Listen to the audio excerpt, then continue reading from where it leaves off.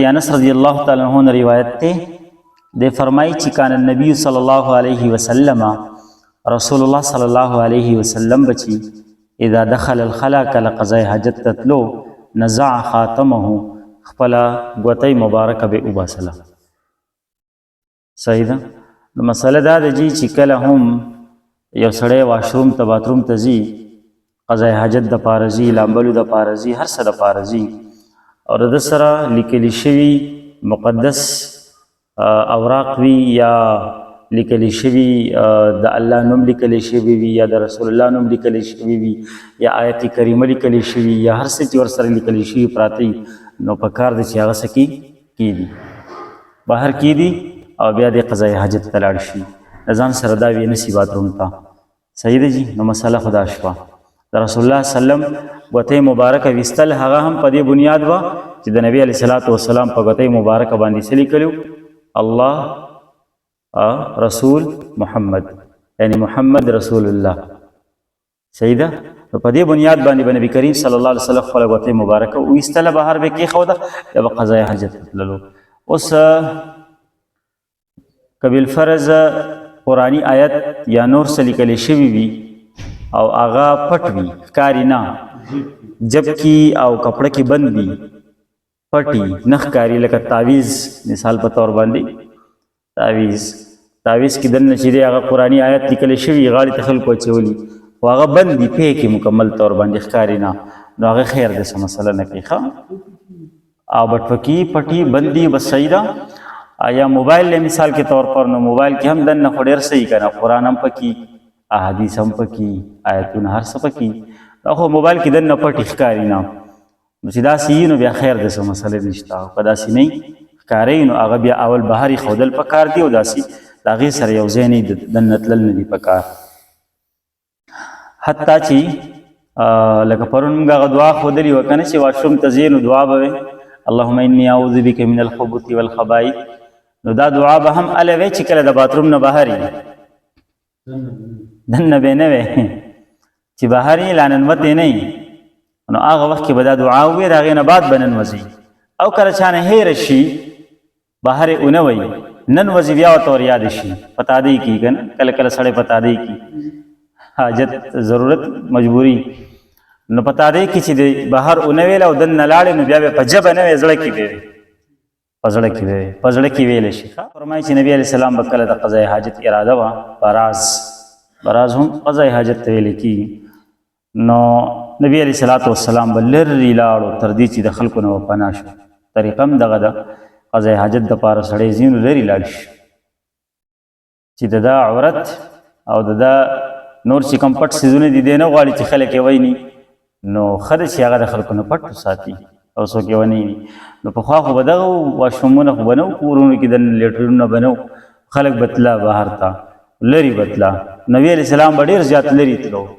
صحیح ده چې د خلکو نه به پناه شو نو بیا ویل ته قضاء حاجت کولو نو په کار هم داسې ده موږ هم داسې په کار دي. اوس خو باترومونه دي کورونو کې دننه.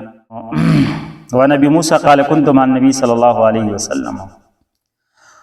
نبی علیہ الصلوۃ والسلام سره ومه یو ورځ نو نبی علیہ السلام د بول اراده وکړه د تشو متیازو اراده نبی علیہ السلام وکړه نو یو داسې ځای ته راغی چې هغه خاوره نرمه وه د یو دیوال سره نږدې نو هلته نبی علیہ الصلوۃ والسلام تشې متیازې وکړې او بیا وفرمایل چې که تاسو کې د چا اراده وي د بولو یعنی د متیازو کولو د چا اراده وي نو دی د خپلو بولو دپاره یو داسې ځای تلاش کړي چې هغه نرم وي. نو چې کله بهر سړی تش اودس ماتوي که نه نو داسې ځای پکار وي چې هغه نرم وي داسې ځمکه چې نرمه وي او نبی علیه السلام به چې کله ځمکه نرمه نه وه نو په لاټۍ یا عصا مبارکه باندې بیا هغه ځای لږ نرم کړو. د هغې فایده دا چې په سخته ځمکه باندې سړی بول کوي اودس ماتوي نو داري ورته کېږي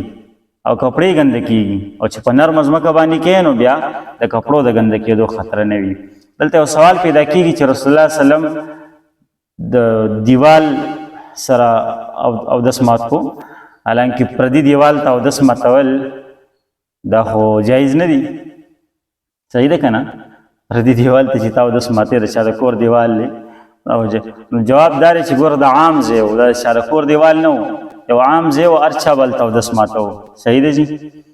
او یا دا مطلب دی چې دیوال سره جوخ نه بلکې دیوال فاصله کې و دیوال طرف ته نبی علیہ السلام او دس مات کو نو هر ځای کې او دس ماتول هم نه پکارو خلک خو ځای نه ګوري بس کم ځای کې کېناسته ګورې بچیا سي نه ستا د وجې نه چا ته تکلیف ونه رسي صحیح ده ها بعض ځایونه داسې عوامي لارې نو هلته کې اودس ماتولو کې نقصان دی چې هلته بیا ډېره زیاته بدبویي پیدا کېږي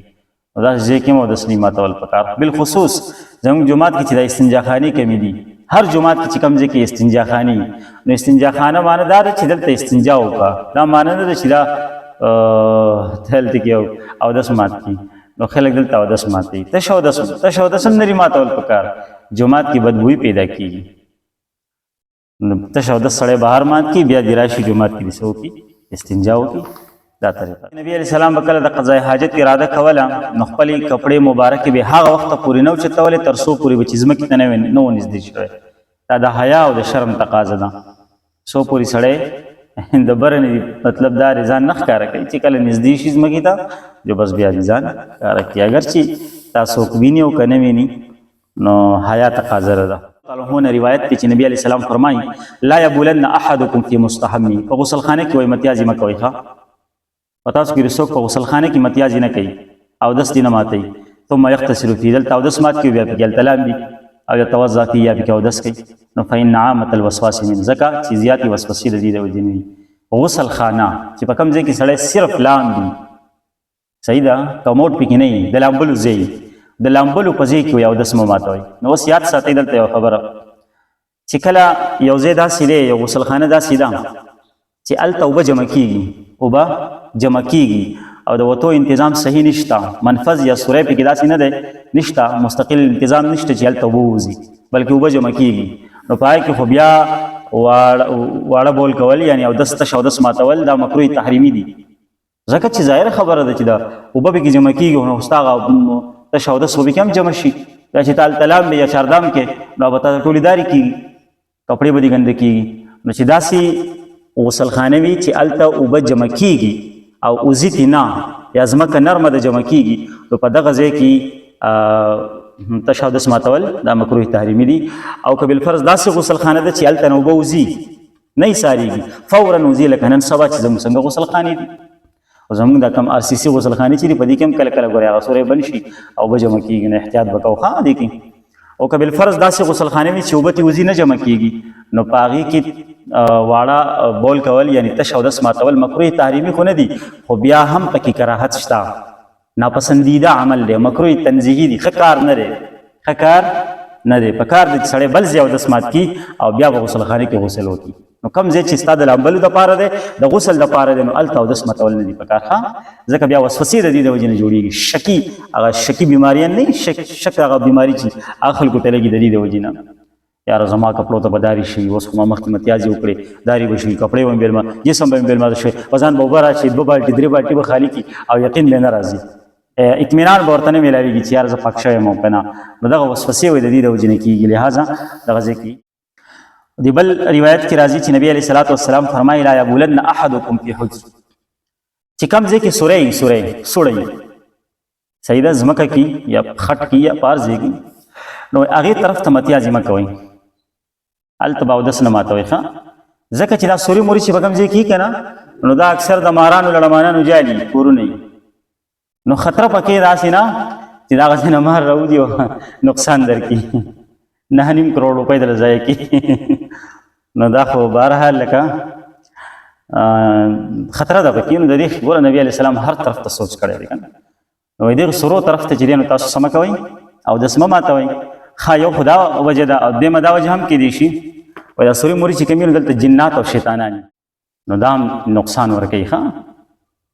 چې هغې طرف ته واړه بول کېږي نه او دا سوړه چې دا سوری دا د شیطان کور وي د پیریانو کور وي نو هغه تاله نقصان در کولی شي مړ کولی دي هم شي او داسې واقعات راغلي هم دي ښه بس هغه ځینې پې غشې راویشتې او ایستې مړ کړی داسې واقعات شوي دي نو سرو طرف ته چې دی نو واړه بول نه دي کول پکار سلام فرمایي چې 2 سړي دي داسې نه کوي چې هغې دي په قضای حاجت باندې ناست وي او دواړه دي لګیا یو بل سره دي ګپ شپ لګوي لکه پخوا به داسې کېده اوس به څوک نه کوي بهر ته به تله که نه تیاره به وه شپه به وه لرې به لاړه پټو ته نو دا ښځې وایي په دې ښځو کې دا عادت وي دوی به لاړې قضای حاجت له بس هلته به کېناستې هم به بس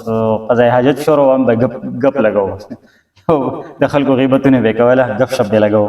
نو ټایم به پاس کوو نو دا انتهایی د شرم خبره ده دا حیا خبره ده نبی علیه صلات وسلام د دې نه منع کړې ده بلکې دې حدیث مبارک کې راځي چې الله تعالی په داسې سړي باندې ډېر زیات غوسه کېږي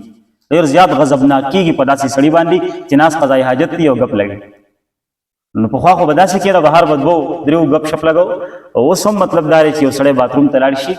اول ته دې په قضای حاجت باندې ناست دي او خبرې کوي د چا سره داسې دی په کار زموږ خلکو کې دا مسله ډېره ده قضای حاجت باتروم کې به یو خبرې به کوي بهر د چا سره که اکثر داسې وشي تاسو به کتلي کور کې یو سړی باتروم ته تللی بل به راشي دروازه به څوکې لکه د خدای بنده چې باتروم ته تللی دی په څوک به یي ضرورت به یي واشروم ته خو څوک هسې نه ځي نو بس ضرورت به یي حاجت به یي هغه به پوره کوي اوس به راوځي نو دی به ورته اواز کوي څوک یې نو به مجبوره کړي چې هغه ولې جواب ورکړي زه فلانی یم نو موبایل چې رنګ راشي نو هم به نه کوي خبرې واشروم کې چې موبایل باندې رنګ راشي هر ځای خو د خبرو نه وي که نه نو باتروم کې به بس د ویټ به کوي انتظار به کوي هلته نو باتروم کې خبرې نه دي کول پکار ښه په دې باندې الله ډېر زیات غوسه کېږي